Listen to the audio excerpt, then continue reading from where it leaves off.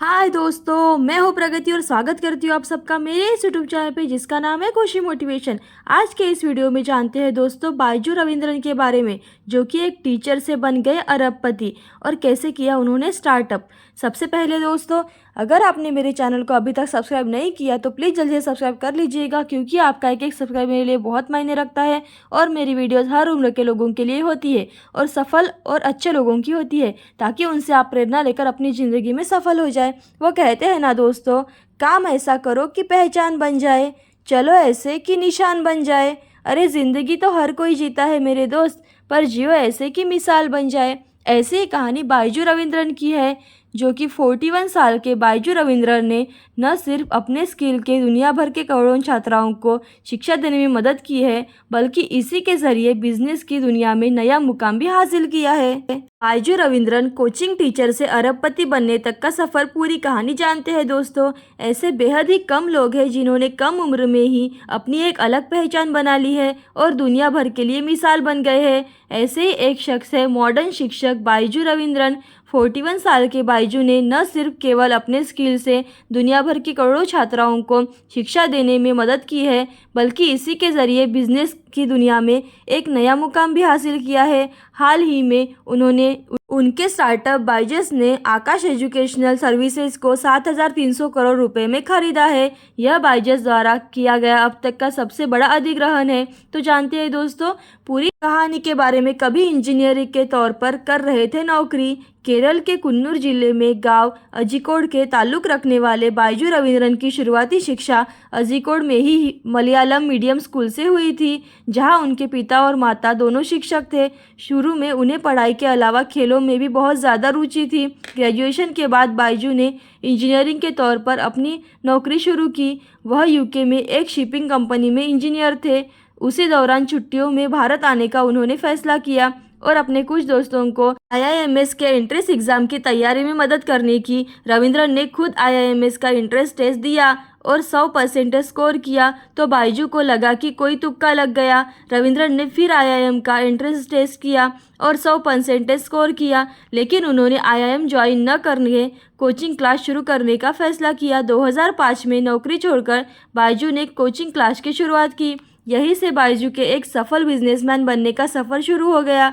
तो जानते हैं दोस्तों कैसे उन्होंने छोटे ग्रुप से शुरुआत की थी। छोटे ग्रुप से कोचिंग देकर उन्होंने शुरुआत की। रविंद्रन ने छात्राओं के छोटे ग्रुप को कोचिंग देकर शुरुआत की। इसके बाद उनके छात्राओं की संख्या में लगातार इजाफा होता गया। छोटे कमरे से बड़े कमरे में शिफ्ट हुए। फिर बढ़ते विद्यार्थियों को देखते हुए वह बड़े ऑडिटोरियम में पढ़ाने लग गए। एक बार तो छात्र इतने ज़्यादा हो गए थे कि उन्हें स्टेडियम में पढ़ाना शुरू कर दिया। वर्ष 2006 से 2011 के बीच छोटी सी अवधि में ही बायजू ने स्टूडेंट की संख्या में 40 से बढ़कर 1,000 तक पहुंच गई। तो जानते हैं दोस्तों 2011 में कैसे शुरू किया स्टार्टअप। बायजू ने छोटे निवेश के साथ कोचिंग क्लास शुरू की थी। वे दूसरे शहरों में जाकर भी कोचिंग क्लास देते थे। बाद में उन्होंने सोचा कि क्यों न एक ही जगह पर रहकर सभी छात्राओं तक पहुंचा जा सके। उन्होंने 2009 में कैट के लिए online video based learning program शुरू किया। 2011 में उन्होंने think and learn startup launch किया। यह बायजूस की पेरेंट कंपनी है। जानते हैं दोस्तों 2015 में बायजूस ने द लर्निंग ऐप के बारे में। 2015 में उन्होंने अपना फ्लैगशिप प्रोडक्ट बायजूस ने द लर्निंग ऐप लॉन्च किया। यह उनके लिए गेम चेंजर साबित हुआ। स्मार्टफोन की बढ़ती लोकप्रियता के बीच उनका यह ऐप भी काफ़ी ज़्यादा पॉपुलर होता गया। इतना ज़्यादा कि वह सिर्फ 7 साल में ही रविंद्रन ने अरबपति बनने का सफ़र तय किया। कंपनी ऑनलाइन एजुकेशनल कंटेंट उपलब्ध कराती है। कुछ कंटेंट तो फ्री है, लेकिन एडवांस लेवल के लिए फीस देनी होती है। सितंबर 2020 तक बायजूस ने 6.4 करोड़ सब्सक्राइबर्स थे। इसके यूजर्स काफ़ी तेज़ी से बढ़ रहे हैं। रविंद्रन ने एक बार कहा था कि मैं देश की शिक्षा व्यवस्था के लिए इस तरह का काम करना चाहता हूँ, जैसे कि डिज्नी ने मनोरंजन के लिए किया है। तो जानते हैं दोस्तों बच्चों को सिखाने के लिए एनिमेटेड वीडियो गेम का इस्तेमाल। बायजू रविंद्रन ने एक बार कहा था कि ऐप के ज़रिए बच्चे सीखना शुरू करेंगे तो उन्हें सिम्बा पसंद आएगा। उन्होंने अपने ऐप में डिज्नी की तरह द लायन किंग के सिम्बा फ्रोजन के अन्ना के माध्यम से 1 क्लास के छात्राओं को मैथ और अंग्रेजी पढ़ाया।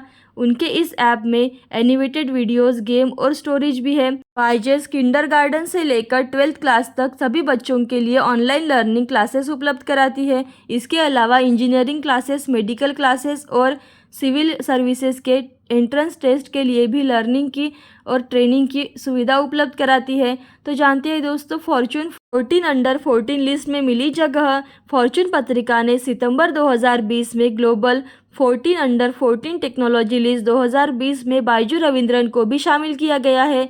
उस वक्त रविंद्रन की कुल संपत्ति 17,695 करोड़ रुपए थी। बायजू रविंद्रन को लेकर फॉर्च्यून में ये भी कहा गया है कि उन्होंने दुनिया को दिखा दिया है कि बड़े पैमाने पर सफल ऑनलाइन एजुकेशन कंपनी खड़ी करना संभव है।